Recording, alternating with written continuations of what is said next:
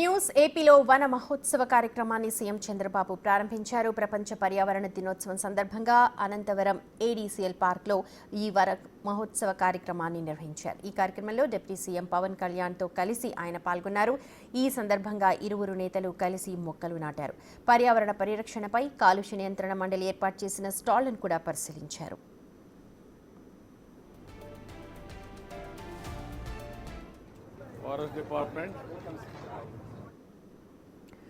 గత ప్రభుత్వంలో సీఎంగా జగన్ పర్యటిస్తే చెట్లను కొట్టేసేవారని, కానీ ఇప్పుడు ఆ సంస్కృతి లేదన్నారు చంద్రబాబు.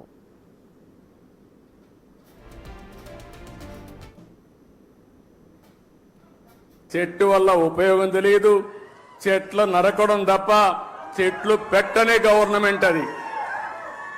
ఆ రోజు మనం అందరం మాట్లాడుకున్నాం, ఎక్కడన్నా ముఖ్యమంత్రి హెలికాప్టర్లో పోతా ఉంటే కింద నుండే చెట్లన్నీ ఎగిరిపోతాయి. ఈరోజు నేను వస్తున్నా, మా ఉప ముఖ్యమంత్రి వస్తున్నాడు, ఎక్కడైనా ఒక్క చెట్టు నరుకుతున్నావా తమ్ముళ్ళు చెల్లెమ్మలు మీరే చెప్పమని మిమ్మల్ని అందరూ అడుగుతున్నా.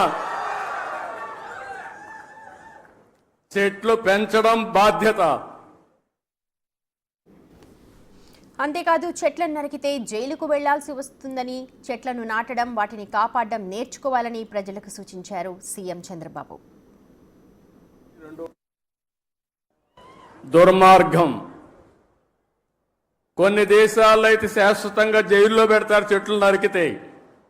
చెట్టు నరకాలంటే కూడా ప్రభుత్వ పర్మిషన్ ఇస్తే తప్ప చెట్టు నరకడానికి వీలు లేదు.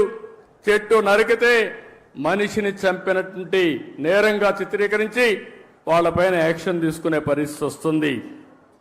అందుకే నేను మిమ్మల్ని ఒకటే కోరుతున్నాం, 4-5 సంవత్సరాల్లో మన రాష్ట్రం కనీసం 37% గ్రీన్ కవర్ కావాల్సిన అవసరం ఉంది.